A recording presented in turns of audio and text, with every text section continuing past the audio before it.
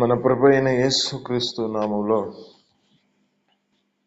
కూడి వచ్చిన ప్రతి ఒక్కరికి వందనాలు తెలుపుకుంటూ, దేవుడు ఈ దినం మనతో మాట్లాడుతున్న మాటలు చాలా శ్రద్ధగా గమనిద్దాం. ప్రత్యేకంగా ఈ దినం మనతో మాట్లాడుతున్న మాట, మనకున్న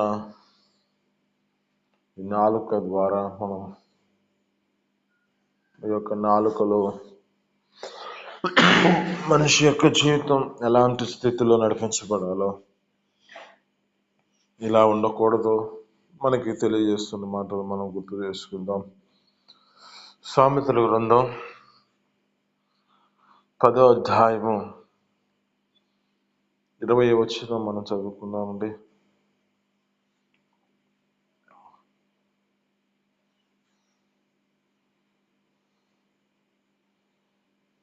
హలో, వినపడుతుందండి?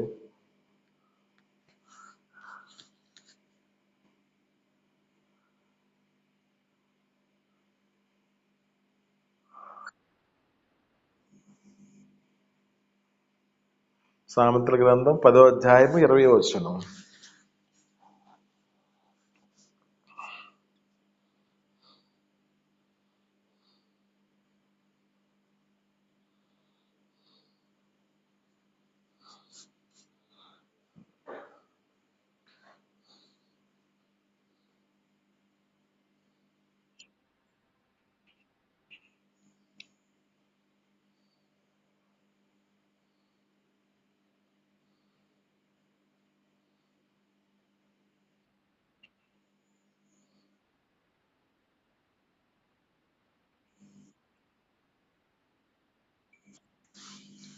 ఇక్కడున్న మాటల్లో మనం జ్ఞాపకం చేసుకుంటే, ఒక నీతిమంతుడైతే తన యొక్క నీతిమంతుని యొక్క నాలుక ప్రశస్తమైన వెండి వంటిది. అంటే ఈ యొక్క నీతిమంతుని యొక్క నాలుక ప్రశస్తమైన వెండి వంటిది అంటారు. ఇదైనా మనం మనతో మాట్లాడుతున్న మాటల్లో జ్ఞాపకం చేసుకుంటే, మనకున్న ఈ యొక్క నాలుకను మన జీవితాలలో ఏ రకంగా మన యొక్క జీవితాలు మాట్లాడుతున్నది. ఈ లేఖనాలు చదివిస్తూ ఉన్నాయి. ఏమని చెబుతూ ఉంటాయంటే, ఇది మనుష్య జీవితంలో ఈ నాలుక చిచ్చు పెడుతూ మనిషి యొక్క జీవితంలో ఏ విధమైన పరిస్థితి తీసుకొస్తుందంటే, ఇది నాలుక అదిరిపడుతూ ఇది ఒక పాప ప్రపంచం అంటుంది. ఇది ఉన్నది కొంచెమే, కానీ మనిషి యొక్క జీవితంలో ఏదైనా ఒక పతనానికి తీసుకెళ్ళడానికి,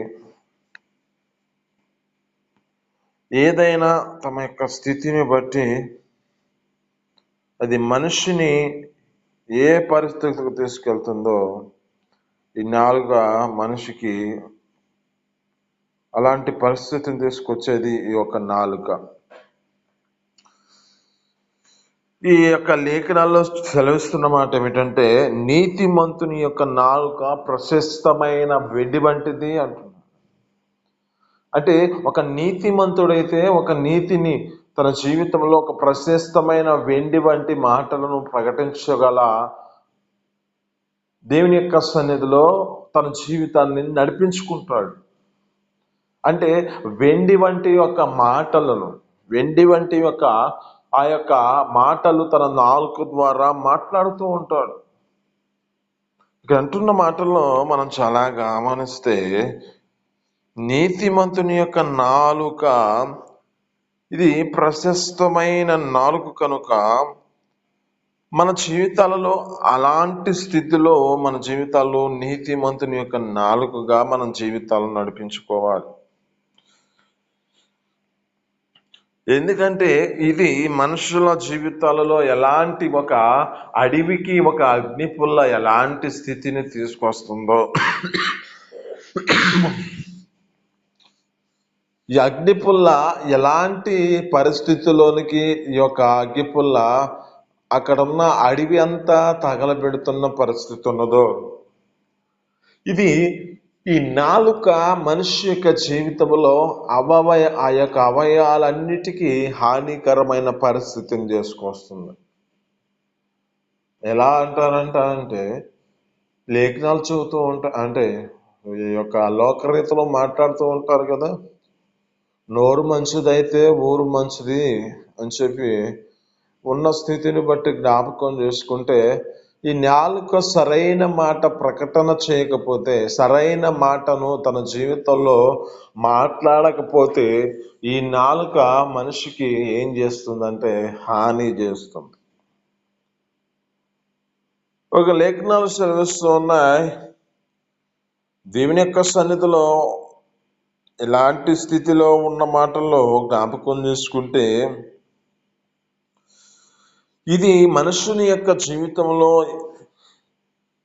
ఇది అదురుపడుతూ మనిషిని ఎలాంటి స్థితికి వెళుతుందో కనపడుతుంది. అంటే ఇది అవయవ మొత్తానికి హాని తీసుకొస్తున్న పరిస్థితి కనపడుతుంది. ఇది ఒక పాప ప్రపంచం అంటూ, ఇది సర్వ శరీరమునకు మాలిన్యము కలుగు చేస్తున్న స్థితి కనబడుతుంది. ఇది ప్రకృతి చక్రానికి చిచ్చు పెడుతుంది అంటే, అది నరకం చేత చిచ్చు పెట్టుతున్న స్థితి అంటే, ఇది నరకానికి తీసుకెళ్లే పరిస్థితిని తీసుకొస్తుంది.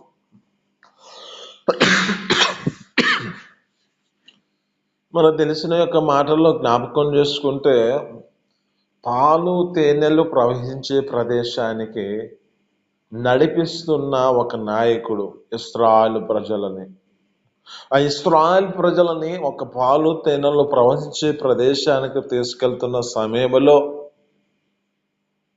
అనుకోని రీతిలో అనేకమైన పర్యాలు తన జీవితంలో నడిపించబడుతున్న స్థితిలో తన జీవితంలో జ్ఞాపకం చేసుకుంటే,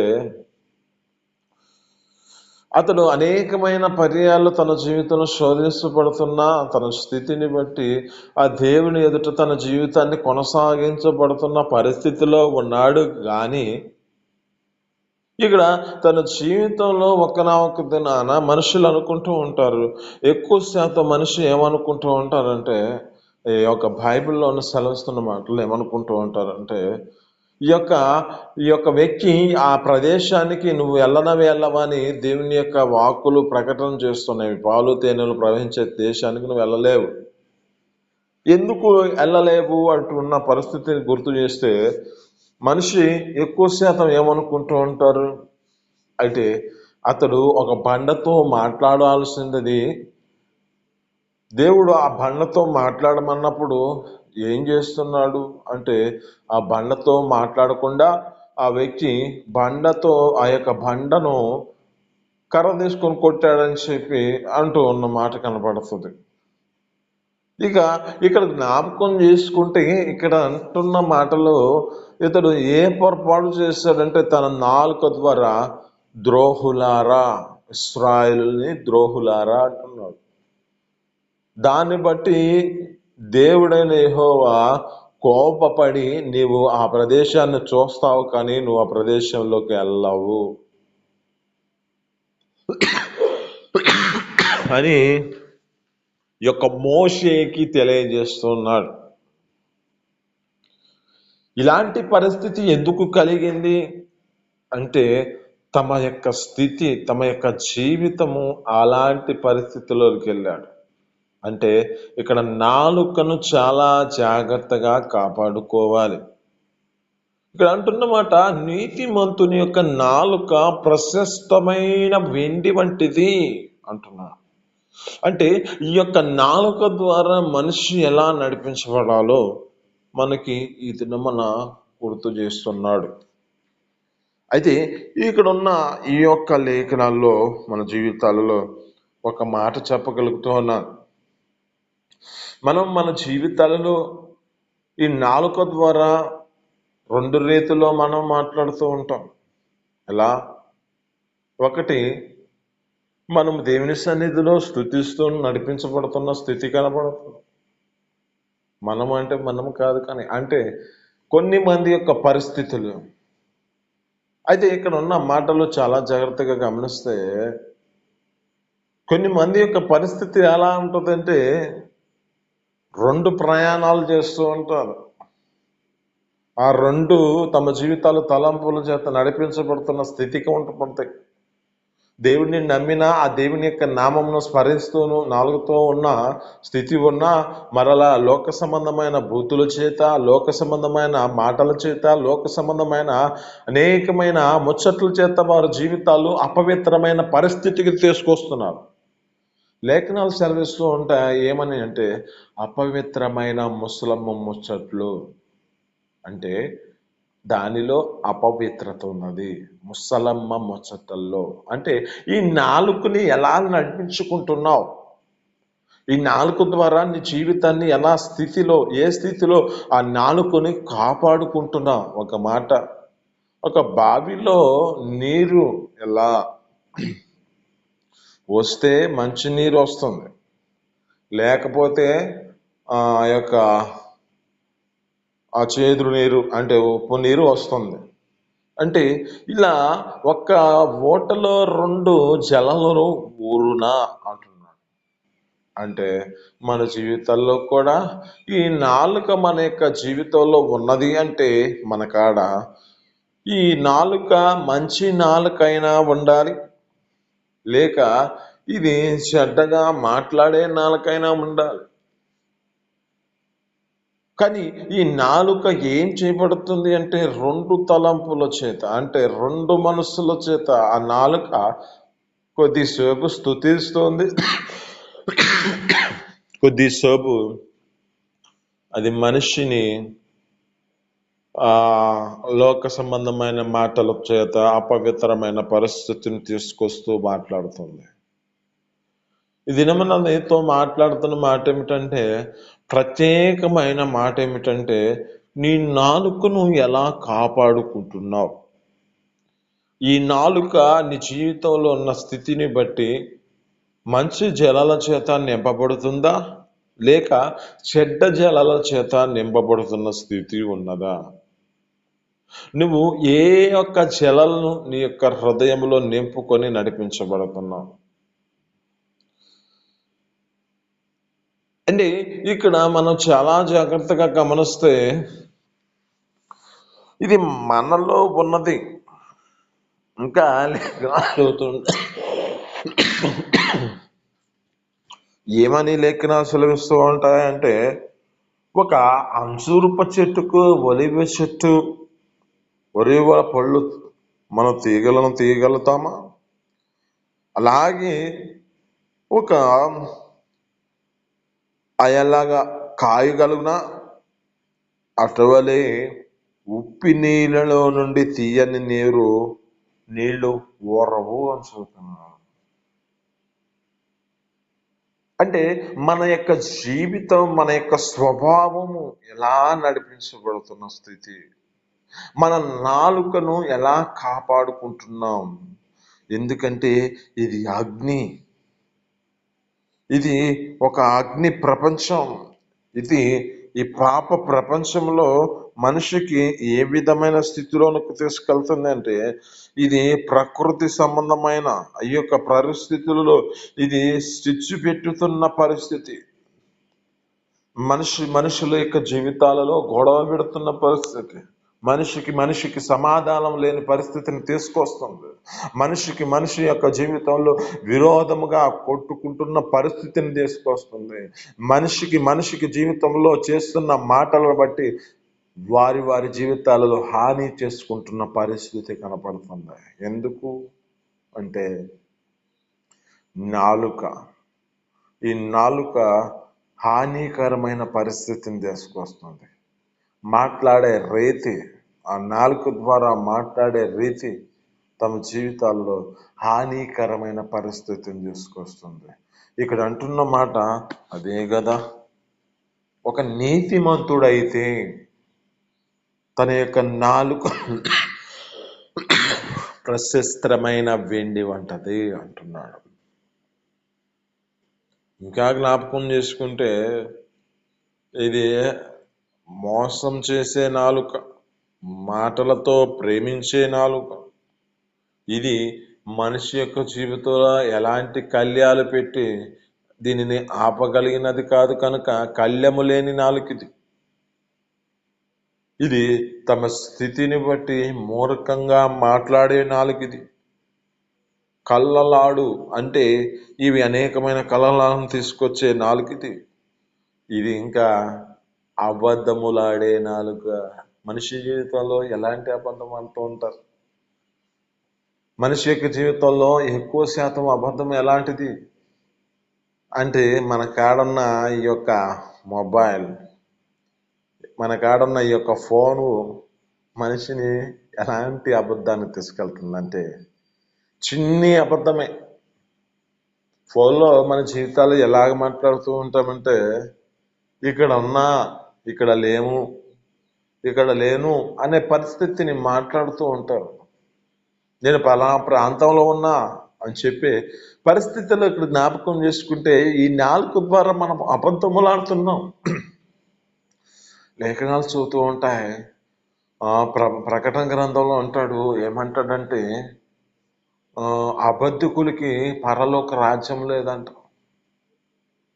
అబద్ధం చెప్పిన వాళ్ళ జీవితంలో ఆ పరలోక రాజ్యానికి వెళ్ళడానికి అర్హత లేదంట. అంటే మన జీవితాల్లో ఏ స్థితిలో నడిపించుకుంటున్నామో, మనం అబద్ధికులుగా మార్చబడుతున్న స్థితి కనబడుతుందేమో. ఇంకా ఇచ్చకములాడే నాలుకంటిది, కొండాలు పెట్టే నాలుక, గొడవలు పెట్టే నాలుకది. ఒకరికి మధ్య ఒకరికి గొడవలు పెడుతూ ఉంటుంది. ఒకరికి సమాధానం లేని పరిస్థితులు తీసుకొస్తుంది ఇది. కనుక మన జీవితాల్లో ఏ నాలుకగా మార్చబడాలంటే నీతిమంతుని యొక్క నాలుక అనేకమైన నీతి మాటలు బోధిస్తుంది. జ్ఞానుల యొక్క నోలిక జ్ఞానము బోధిస్తుంది. స్వాతికమైన నాలుక ఇది మనిషికి ఒక జీవ మోక్షాన్ని తీసుకొస్తుంది, అంటే జీవమును తీసుకొస్తుంది. కృపగల నాలుక ఉపదేశాన్ని బోధిస్తుంది. అందుకే సామెతల గ్రంథంలో 35వ అధ్యాయంలో అంటాడు, ఆమె నోరు తెరిచేటప్పుడు అంట కృపగల ఉపదేశమునే బోధిస్తుంది, కానీ లోక సంబంధమైన మాటలు ప్రకటన చేయదంట. ఆమె నోరు తెరిచిందంటే కృపగల ఉపదేశాన్ని బోధిస్తుంది. మరి మన జీవితంలో ఎలాంటి స్థితిలో నడిపించబడుతున్నాం? కృపగల ఉపదేశాన్ని బోధిస్తున్నామా? ఇంకా మనం జ్ఞాపకం చేసుకుంటే ఇది మన జీవితాల్లో ఏం చేయబడాలంటే ప్రభువైన యేసు క్రీస్తు దేవుడని ఒప్పుకొని ఉండు నాలుక. అంటే పాప క్షమాపణ నీ జీవితంలో, ఆ పాపమును ఒప్పుకుంటే నీ జీవితంలో విడుదల కలుగుతుంది కదా. అలాంటి స్థితిలో ఉన్న నాలుకగా మార్చబడాలి. ఇది ఎలాంటి ఇంకా అంటే దేవుణ్ణి స్తుతించు నాలుకగా మార్చబడాలి. ఇది ఆ దేవుని యొక్క సన్నిధిలో పాడి అనేక మందిని ఆ యొక్క దానిలోనికి తీసుకొచ్చి మైమర్చిపోతూ దేవుని సన్నిధిలో నడిపించే నాలుకగా మార్చబడాలి. కృపగల ఉపదేశము ఇక్కడ చాలా జాగ్రత్తగా గమనిస్తే, అంటే ఇది మన నాలుకను ఎలా కాపాడుకుంటూ ఎలాంటి స్థితిలో మనం దాన్ని రక్షించుకుంటున్నామో, ఇది మనం నీతో మాట్లాడుతున్న మాటలు చక్కగా జ్ఞాపకం చేసుకుంటూ, నాలుక చిన్నదే, ఇది నరం నేలి నాలుక అంట. ఈ నరం నేలి నాలుక మనిషిని నరకానికి తీసుకెళ్తుంది, నరకానికి పతనానికి తీసుకెళ్తుంది, అదో పాతాళానికి తీసుకెళ్తున్న పరిస్థితిని తీసుకొస్తుంది. మోషే ఏ పరిస్థితిలో నడిపించబడ్డాడు? మోసే ఎంత తన జీవితంలో దేవుని ఎదుట నడిపించబడ్డాడో కనపడుతుంది కదా. మరి నీ దినమున నీ జీవితంలో ఎలాంటి స్థితిలో ఉన్నావో గుర్తు చేసుకో. నువ్వు ఏ పరిస్థితుల్లో నడిపించబడుతున్నావో గుర్తు చేసుకో. నీ నాలుకను నీతిమంతుని నాలుకగా చేసుకుంటున్నావా? జ్ఞానుల యొక్క నాలుకగా చేసుకుంటున్నావా? కృపగల ఉపదేశం బోధించే నాలుకగా చేసుకుంటున్నావా? ఆ దేవుడిని స్తుతించే నాలుకగా చేసుకుంటున్నావా, లేక మోసం చేసే నాలుక, అబద్ధం ఆడే నాలుకగా, లేక ఇంకా కొండములు పెట్టే నాలుకగా చేసుకున్న పరిస్థితి కనబడుతుందో, ఎదురుగా నీ యొక్క జీవితాన్ని, నీ నాలుకను ఆ దేవుని సన్నిధికి అప్పగించుకో. అయ్యా అయ్యా ఇది పాప పంపించమని మాకు తెలిసి ఉన్నది అని చెప్పి, ఇది అయ్యా ప్రకృతి చక్రానికి చిచ్చు పెడుతున్నది కనుక నా తండ్రి, అయ్యా నా తండ్రి ఈ నాలుగు చిన్నదే కానీ అయ్యా మనిషి అవయానికి హాని చేస్తుందని మనతో మాట్లాడినట్లుగా ఆ దేవుని సన్నిధిలో అప్పగించుకుందాం. ఈ మాటలు మేము ఎన్నికల్లో దీవించి ఫలించును గాక. చేయండి ప్రార్థన. పరిశుద్ధుడ జీవాధిపతి, ఆశ్చర్యకరుడా, మహోన్నతులకు స్తోత్రాలు. మీ అపారమైన ప్రేమ చేత ఇది మన మాతో మాట్లాడిన మాటలు బట్టిన స్తోత్రాలు. అయా నాలుక నా తండ్రి ఎలాంటి స్థితిలో ఉంటే నా తండ్రి అయ్యా ఆశీర్వాదము ఎలా ఉండకూడదు, అయ్యా ఎలా ఉంటే నా తండ్రి మా జీవితాలు ఆశీర్వాదం ఉంటుందో అలాంటిది మాకు గుర్తు చేశారు నా తండ్రి. దాన్ని బట్టి స్తోత్రాలు. మా నాలుగు నీతిమంతి నాలుగుగా, జ్ఞానమయ కలిగిన నాలుగుగా, కృపగల ఉపదేశం బోధించే నాలుగుగా, అయా స్తుతించే నాలుగుగా మీరు చేసుకునే కృపను దయచేయండి. అయా అబద్ధం ఆడకుండా మా జీవితాలు, అయా మోసం చేసే నాలుగుగా మా జీవితాల్లో నడిపించక నా తండ్రి, కొండెములు పెట్టే నాలుగుగా మార్చబడక, అపవిత్రమైన ముచ్చట్లు చెప్పే నాలుగుగా చేయక, మీ సన్నిధిలో నా తండ్రి ఆ జీవితాల్లో నా తండ్రి ఈ యొక్క సన్నిధిలో అయా మంచి నాలుకగా మేము చేసుకునే కృపను మాకు దయచేసింది. నీ సన్నిధిలో నేను స్తుతించి, నీ సన్నిధిలో పాడి నయా ఆరాధించే కృపను మాకు దయచేయమని యేసు పరిశుద్ధ పొందుకొని జీవిస్తున్నాం తండ్రి. ఆమేన్.